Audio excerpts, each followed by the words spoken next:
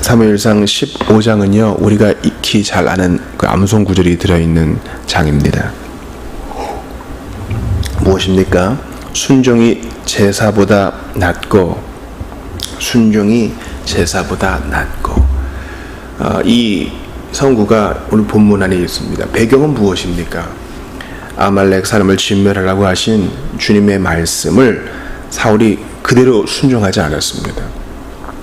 여기에서 이 현대의 기준으로 윤리적 문제를 제기하면 안 돼요. 이것은 성경의 이 구속사 배경에서 기록된 것이고, 그러므로 이제 다시 반복되어야 될 필요가 없어요. 현대전에서 어떤 종족을 또 어떤 민족을 진멸하는 것, 전멸시키는 것, 해렘하는 것은요, 옳은 일이 아닙니다. 실제로 2차 세계대전 때 이런 일이 있지 않았습니까? 결코 같은 일이 반복되어서는 안 될 것입니다. 또 하나, 이것은 고대의 전쟁입니다. 지금 청동기 문명, 청동기 지금 이스라엘이 청동기를 사용할 때라고 했죠. 비록 블레셋은 이제 철을 벼려가지고 칼을 또 창을 만들었긴 했지만 말이죠. 그러므로 좀 예수님 오시기 약 이제 1000년 전경입니다. 지금으로부터 이제 3000년 전의 일이죠. 그때의 고대전의 양상을 오늘날 그대로 가져와서 나라와 나라 간의 전쟁에 적용할 수 없는 것입니다. 어떤 한 민족에 대한 미움을 오늘 본문을 이렇게 차용해가지고 봐라, 성경에도 하지 않았느냐, 우리가 이것을 잘 해석할 필요가 있는 것입니다. 아말렉 사람들이 왜 이런 처벌을 받아야만 됐습니까? 2절에 보니까 아말렉이 이스라엘에게 행한 일, 곧 애굽에서 나올 때의 길에서 대적한 일로 내가 그들을 벌한다. 제가 지난 주일에도 말씀드렸다시피 아말렉 사람이 특별히 또 나쁜 것은 후방을 또 공격했기 때문이죠. 거기에는 가장 약한 것들이 포진해 있고 미처 앞에서 중간에서 돌보지 못한 이들이 있기 때문에 공격을 할 거면 제대로 군대 대 군대를 맞닥뜨린 것이 아니라 아주 치졸한 방법을 사용한 것입니다. 또 길도 내어주지 않았고요. 이것을 주님은 매우 가증하게 보셨습니다. 사울이 이 갠 사람을 해방시킨 것까지는 좋다고 여겨져요. 그런데 문제는 이제 선대한 출애굽 때 이스라엘 백성을 선대할 갠 사람을 선대한 것까지는 좋은데, 문제는 8절 이하를 보세요. 이스라엘 왕 사울이 아말렉 사람의 왕 아각을 사로잡았대요. 죽이진 않았어요. 아마 뭐 나중에 몸값을 받을 것을 기대했을까요? 아니면 백성들 앞에서 좀 자랑하고 싶었을까요? 죽이면 거기로 끝나니까 팍 포박해가지고 자기 옆에 두면, 야, 우리 왕이 저 정도 되는구나, 사람들의 좀 존경을 받을 것이라고 생각했을까요? 그 동기는 잘 모르겠으나 여하튼 말씀 그대로 지켜 행하지 않았어요. 칼날로 그의 모든 백성을 진멸하였으되, 9절 보니까 양과 소의 가장 좋은 것, 기름짓것 어린 양, 좋은 것을 남기고 진멸하기를 즐겨 아니하고. 하찮은 것은 진멸 아니라. 이것은 뭡니까? 우리 주님께 어차피 버리는 시간 드리고, 주님께 없어도 되는 물질 드리고, 이런 겁니다.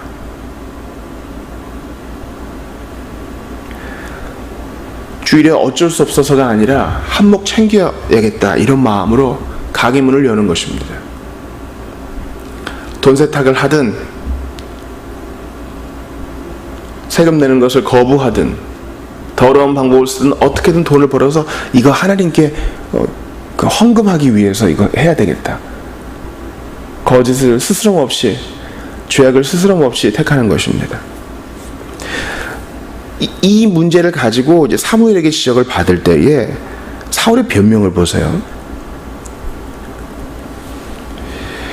21절 보니까 길갈에서 당신의 하나님 여호와께 제사하려고 양가서를 끌어왔습니다. 바로 회개가 안 나오고 변명이 나오죠. 그리고 다만 백성이 자기 잘못을 인정 안 하고 백성이 원해서 한 거예요. 이렇게 책임을 전가합니다.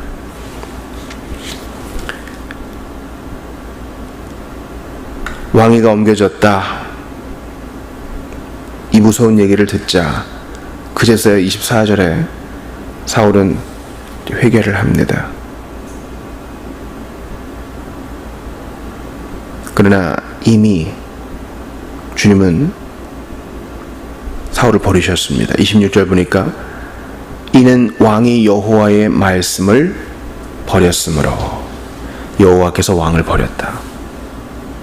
그러니까 하나님께서 미리 사울을 버리기로 작정하셔가지고 뭐 그를 자동 조종하신 게 아니라 사울이 스스로 즐겨 하나님을 택하지 아니하고 즐겨 그 말씀을 읽거나 묵상하거나 지켜 행하지도 않고 명명백백한 말씀을 실천하지도 않았기 때문에 이거 우리에게 상당히 시사하는 바가 커요. 교리지상주의자들이요, 이거 마음에 새기세요. 하나님은 한 번 택한 자 버리지 않으셔요. 그래요, 맞을 수 있겠죠. 그럼 오늘 본문은 뭐라고 말합니까? 당신이 그 어떤 대단한 사람이라 할지라도, 그 어떤 탁월한 교리를 믿고 그 어떤 탁월한 신앙의 집안에 있다 할지라도 오늘 여호와의 말씀을 지켜 행하지 않으면 주님께서도 여러분을 귀히 보지 않을 겁니다. 제가 무슨 행위구원을 얘기하는 게 아니에요. 이 본 말씀을 우리에게 좀 적용해서 우리가 좀 영적 긴장하는 근거를 삼자 이겁니다. 내가 오늘 여호와의 말씀을 안 지켰으니까 주님이 나를 버리실 거야, 그렇게 두려워 떨게 하려는 의도가 아닌 거 아시죠? 사울을 보세요. 이미 이전에도 사무엘을 기다리지 못하고 자기 멋대로 제사 드리고 사무엘에게 경고받은 상태 아니에요? 그러면 마땅히 회개의 모습을 보이고 내가 보다 더 긴장해서 보다 더 열중해서 하나님 말씀을 1.1획도 틀리지 않게 지켜야겠구나, 이런 마음은 없고 다시 마음이 해이해져가지고 자기 하고 싶은 대로 하는 사울의 모습을 통해 우리 자신을 좀 들춰보자 이거예요. 우리도 위기가 지나가면 다시 마음이 느슨해져서 옛날 죄악의 습관이 나오는 그런 사람 아닙니까? 그리고 끝내 이 회개의 마음이 올곧게 지속되는 것이 아니라, 보세요, 지금 백성들이 나를 무시할까 하니까 제발 같이 가주세요. 3절 보세요. 아예 노골적으로 얘기하죠. 내가 범죄였을지라도 이제 청하옵나니 내 백성의 장로들 앞과 이스라엘 앞에서 나를 높이사 당신의 하나님 여호와께 경배하게 하소서. 하나님께 내가 뭐 회개하겠다, 내가 예배하겠다가 아니라 당신의 하나님께 경배하는 그 쇼를 통해서 최소한 내가 지금 이 사람들 앞에서만은 존경을 받고 싶습니다. 하나님이 지금 버렸는데 회개의 액션도 없고 단지 그냥 체면 유지에 급급한 거예요. 얼마나 추레합니까? 우리 손봉호 교수님 말씀처럼 죽었으면 살았을걸. 스타일 좀 구겨주면 어때요? 자존심 좀 상하면 어때요? 장로들 앞에서 내가 이러이러했습니다. 나는 부족한 사람입니다. 이렇게 인정하고 회개했더라면 무슨 일이 일어났을지 누가 알겠어요? 그러므로 끝끝내 회개하지 않는 것은 마귀의 일이요, 버림받은 자의 일입니다. 진짜 신자는 계속 이런 상태로 나아가지 아니하고 결국에는 회개하게 됩니다. 그러므로 여러분, 회개를 미루지 마시고 주님 우리 양심을 찌르실 때 그렇습니다, 제발 핑계대지 마시고 맞습니다, 제가 바로 그 사람입니다, 인정하는 우리 모두가 될 수 있기를 바랍니다. 오늘 사울의 아말렉 진멸 사건을 봅니다. 사울이 아각을 살려두니까 이제 사무엘이 사사로서 그를 처단하지요. 이것은 뭡니까? 우리 안에 있는 이 죄의 경향들, 죄의 이 성향들, 죄의 불씨들, 이런 것을 그냥 대충 한 구석에 밀어두지 말고 없애되 완전히 없애버리라는 겁니다. 우리는요, 잘 들어보세요, 적극적으로 무슨 나쁜 죄를 잘 안 져요. 특별히 교회생활 오래 한 신자들일수록 그럴 수 있어요. 뭐 십계명이 나온 대로 살인, 간음 뭐 이런 거 안 할 수 있다고요. 명백한 도둑질, 돈 세탁 이런 거 안 할 수 있다고요. 할 뭐 여건도 안 되고 능력도 안 된다고 할 수 있겠죠. 근데 그런 것은 안 한다고 하면서 은밀히 나 혼자 뭔가 즐기는 것은 있을 수 있어요. 죄의 불씨는 남겨두는 거예요. 그리고 거기에서 빨아먹는 단내가 은근 괜찮거든요. 사울의 불안정한 순종을 한번 여기에 빗대봐요. 사울은요, 여호와의 말씀도 일부 지키고 자기 소원도 일부 이루고 백성들의 존경도 일부 받았어요. 야, 이러면 3배다. 너 아무것도 아닌 거예요. 목사님, 뭐 어떻게 누가 하나님의 말씀을 100% 지킬 수 있어요? 아니요. 그 중심, 주님이 그걸 봐요. 비록 잘 못해도 어떻게든 해보려고 하는 그 마음, 주님이 그 귀 보시는데 애초에 그렇게 안 한 거예요. 불완전한 순종의 문제점, 그건 바로 가증함입니다. 하나님의 말씀을 존중하지 않는 거예요. 기억하세요. 하나님의 말씀을 존중하지 않으면 말씀 대신 하나님은 여러분을 존중하지 않습니다. 하나님은 인격적인 분이셔요. 기계적인 사랑을 기대하지 마세요. 사울은 이것을 제사로 대충 퉁치려고 합니다. 예배의 필수죠. 높은 평가를 사람들에게 받지만 적절한 동기와 경건이 없으면 공허한 의식에 불과합니다. 그러므로 여러분, 비록 내가 이거 했을지라도 이걸로 좀 메꾸겠다. 이 봉사도 하고 이렇게 좀 헌신하면 하나님이 예쁘게 봐주겠지. 여러분, 제발 그렇게 생각하지 마세요. 아무것도 안 해도 좋으니 바로 그 자리에서 회개하고 잠시 좀 멈추세요. 마음의 변화 없이 그 어떤 양과 소의 제사, 그 어떤 많은 재물의 봉헌, 헌상, 소용없습니다. 검은 돈으로 하나님께 영광을 돌리겠다고요? 나중에 시간 나면 그거 드리겠다고요? 아니요. 하나님 바로 지금 좀 우둔해 보여도 주의 말씀을 순종하기 원합니다.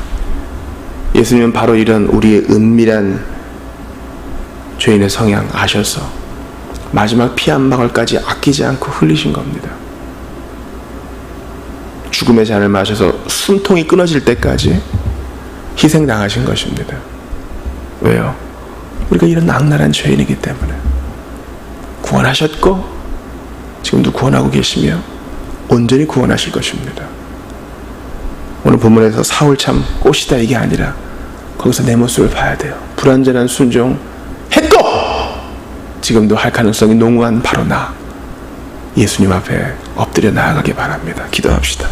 주님, 불완전한 순종의 대명사여 선수인 제가 여기 있습니다. 하나님도 섬기고 세상 맛도 보는 양다리의 신앙인이 아니라 주님 한 분만을 우둔하게 섬기는 신앙의 결단이 있게 하여 주시옵소서. 불완전한 순종이 아니라 온전한 순종을 위해 몸부림치는 저희를 도우시고 죄인이에 죽음의 잔을 마시고 숨통이 끊어질 정도로 사랑하신 예수님의 뒤를 따르게 하소서. 태풍으로 인한 피해가 없도록 지켜주시기를 원하오며 주 예수 그리스도의 이름으로 기도하옵나이다. 아멘.